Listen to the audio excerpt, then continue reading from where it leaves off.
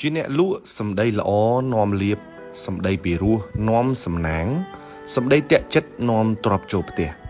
ជាអ្នកលក់បើអាចបដូរឃ្លានិយាយខ្លះសំណាងនឹងចូលមកក្នុងការលក់របស់អ្នកមិនខាននេះគឺជាពាក្យទាំង10ឃ្លាដែលអ្នកលក់គួរតែផ្លាស់ប្ដូរដើម្បីលទ្ធផលនៃការលក់របស់អ្នកកាន់តែប្រសើរជាងមុនទី1ទំនិញនេះថ្លៃ$20បូកជាមួយថ្លៃដឹក$2គួរបដូរទៅជាទំនិញបងអស់$22 free ដឹកជញ្ជូនជូនបងទី2ទំនិញខ្ញុំរៀងថ្លៃបន្តិចគួរបដូរទៅជាទំនិញនេះតម្លៃសមរម្យទៅតាមគុណភាពរបស់វាទី3ទំនិញនេះបងយកឬក៏មិនយកគួរបដូរទៅជាបងយកមួយណាដែរយកឈុតតូចឬក៏ឈុតធំទី4ទំនិញមួយនេះលក់ដាច់ប្រចាំហាងបដូរទៅជាភ្ញៀវភាគច្រើនពេញចិត្តទំនិញមួយនេះខ្លាំងទី5ទំនិញនេះដាច់ថ្លៃត្រឹម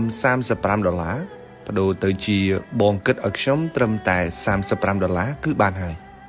ទី6ទំនិញនេះបញ្ចុះតម្លៃ50%បដូរទៅជាអីវ៉ាន់មួយនេះជួយសេវលុយបងបានពាក់កណ្ដាលទី7ទំនិញមួយនេះធានាថា5ថ្ងៃបានផលបដូរទៅជាបើសិនជាបងប្រើត្រឹមត្រូវតាមការណែនាំ5ថ្ងៃទៀតធានាថាប្លែកទី8ទំនិញខ្ញុំល្អជាងគេបដូរទៅជាទំនិញកន្លែងខ្ញុំបើមិនពេញចិត្តបងអាចបដូរយកលុយវិញបានទី9ទំនិញកន្លែងខ្ញុំលក់ថោកជាងគេបដូរទៅជាទំនិញនៅហាងរបស់ខ្ញុំតម្លៃសមរម្យអាចទទួលយកបានទី10ទំនិញនេះខ្ញុំចំណេញមិនច្រើនទេបដូរទៅជាទំនិញរបស់ខ្ញុំលក់ជូនបងក្នុងតម្លៃថ្លៃដើមមួយចុះដើម្បីឲ្យបងយកទៅប្រើហេងទាំងអស់គ្នា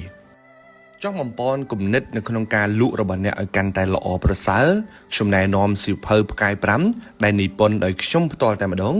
អាចរកទិញបាននៅតាមបណ្ណាគារឬទម្លាក់លេខនៅខាងក្រោម comment នេះក្រុមការងារនឹងទំនាក់ទំនងទៅកាន់បងប្អូនទាំងអស់គ្នា